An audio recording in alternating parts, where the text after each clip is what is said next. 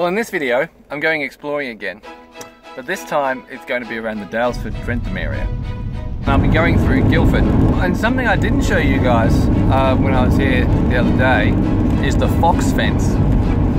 Pretty regularly on social media, the farmer that does this gets a bit of a shellacking from all the people that have moved into the area from the city.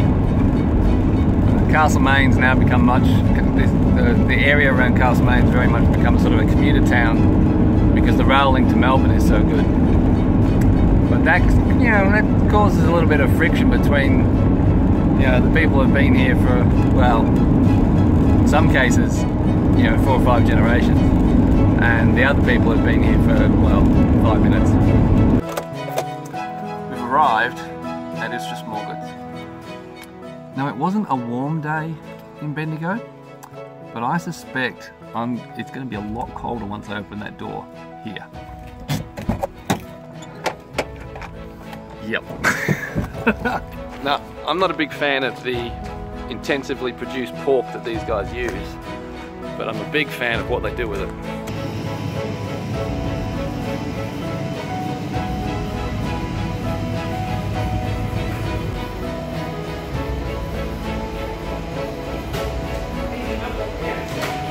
Right, box 1, box 2. I'll tell you what, I'm looking forward to breakfast because this stuff is really, really good. Now, the area we're about to go into is part of the Wombat State Forest, and there's talk about making this a national park, which will almost certainly mean it will lock us out in terms of prospecting, but it'll lock out a whole stack of other uses as well. And look, as a prospector, a very, very occasional hunter, and even just a camper and a hiker, I think that's a dumb idea. But as an ecologist and as an environmental consultant who's advised on public policy, I think it's an exceptionally stupid idea. Because the only people that will listen to the law, will obey the law and not go into the forest and do stuff they're not supposed to do, are the kind of people who are already obeying the rules. The kind of people who are already doing the right thing. Whereas the yahoos, whether they be people who are sneaking in with a bobcat or an excavator to do some illegal mining, not prospecting, or people coming in here to steal firewood from the forest without a permit, or people dumping rubbish here, for crying out loud. Those people are going to keep doing that. And with less people doing the right thing, that means there's going to be less eyes in the forest paying attention. And that means that more damage is going to be done to the forest, not less. Now, embarrassingly, I've got the GPS going, and it's saying the most direct route is up there. But that follows, I know that road follows the ridge, and this road cuts across a bunch of spur ridges heading down this way, and so that will go across several creeks. So that's the way we're going to go. So the first thing you've probably noticed about this area is it's a bit more overgrown than what you would see in my other videos. And that's because this area gets almost twice as much rain as where you normally see me operating. Bendigo, Castlemaine, Glenluce, Vaughan, Maldon, all those areas are north of the Great Dividing Range. On the inland side, in the basically what is the desert side of the Great Dividing Range, whereas here we're right smack on top of it. Altitude here is, I'm guessing, around 600 meters. Some of the spots we're going to later will be up to 800. Very different climate, and you can see all this incredible growth comes from the rainfall we get. And what we've got here is what looks like a nice little target. Well, nice, not target, that's a swinger's term. Nice little feature to dig. It's meandering through here, cutting through the clay, what I assume is a clay false bedrock. Now in a flood, this would probably be a couple of feet underwater where I am. This could be good to dig, or alternatively, on the back of this, that pile of gravel there could be good to dig, because it might be being dumped there from floodwaters flowing across that bend. But oh my lord, that rain, it's starting to really rain. I left my hat back at the car, so I'm just going to have to pull my hood up.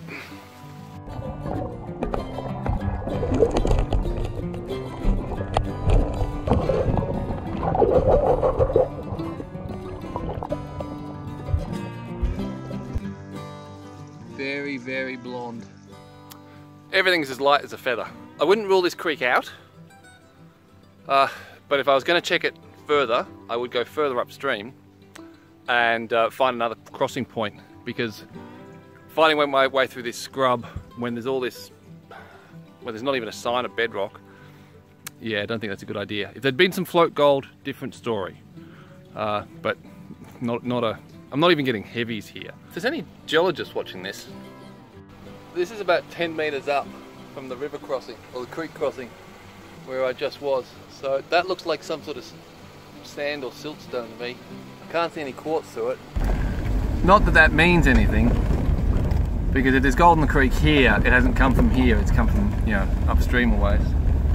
The farmers have got a bit of a reputation for always complaining about the weather, especially the rain. Oh, it's too wet, it's too dry. I think the same is true of prospectors, because look at all that water. And all the gravels are buried. And I don't fancy swimming. I think part of the issue is I'm too high up on the range. Like, you get a lot of rain here, and these creeks are being flood. But flood for them is going to be feet of water. It's not enough.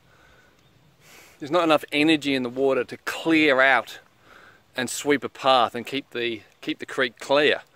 Hence, you've got all this massively dense undergrowth. Like, I can hear the creek in there, but I can't see it. Well, I'm at another creek, same story. Incredibly thick undergrowth, which of course I knew to expect that. Like, a lot of these creeks, like, I don't know them by name, but like, I know these roads. I've ridden my bike up and down them.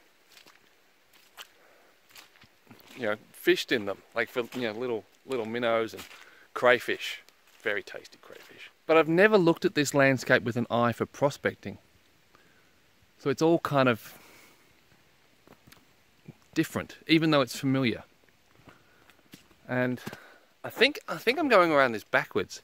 I'm starting at the headwaters. I should be going downstream, finding the larger creeks, even the rivers. Well, I know which rivers have got the gold in them. And then I should be working my way back up. There are some mine sites along this way which I think we'll get to. There's one in particular which we will definitely get to. That'll be worth some more serious investigation. The car is that way somewhere. And I was just walking through here, thinking to myself, I can't see a sign that this has been worked. Like, at least I can see, you know, there's rocks over there. But that was it. That was the best I could see. And everywhere, and I couldn't see any gravel in the creek. In fact, most of the time I couldn't even see the creek. Like, it's over there because I can hear it, but that was the best I could do for a lot of the walk up. And I was just thinking, no signs at all. And I came across this. And having another look at this bench, I reckon it has been worked. And just over here a ways, I don't know if it's worth putting a shovel in or not, but it's the only patch of gravel I've seen so far.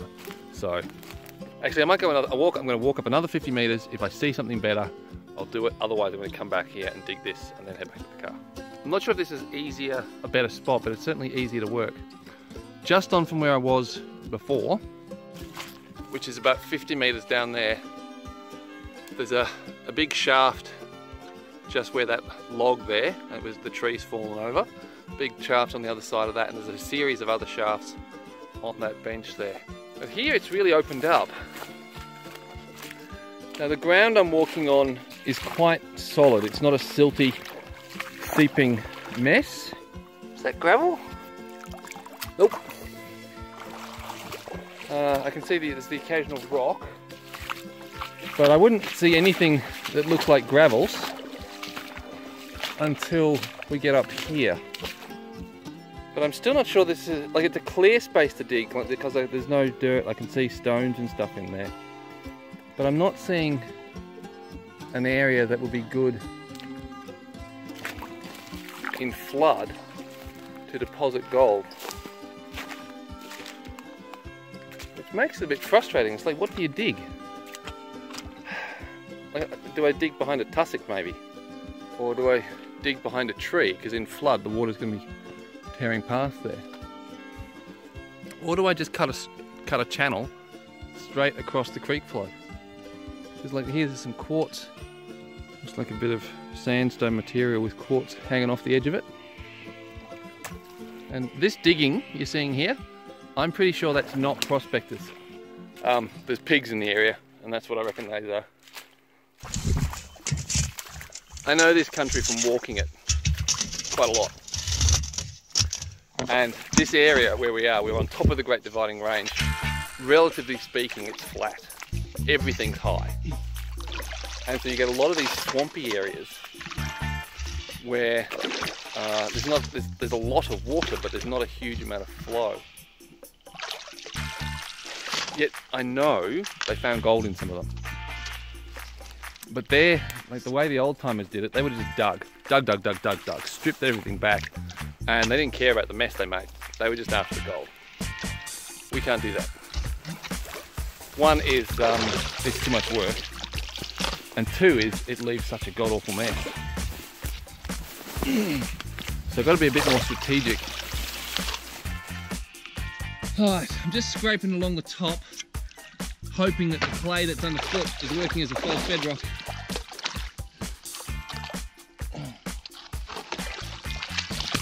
It feels very gritty.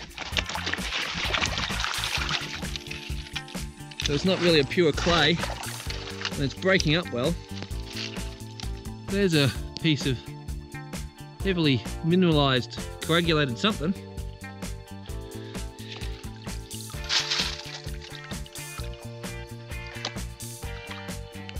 Lots of quartz, which is encouraging. And the other thing I've got to be thinking about, where's the gold coming from? Because this is just a swamp. I got 30 metres of tussocks and water pools that way. Similar amount that way, and God knows how much up that way. This, in flood,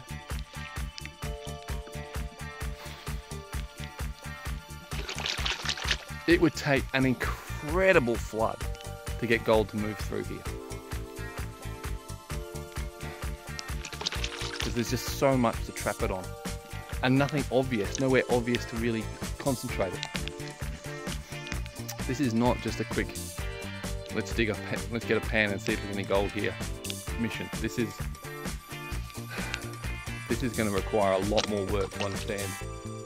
I think even if there is gold here, let alone where to find it, well, for best result.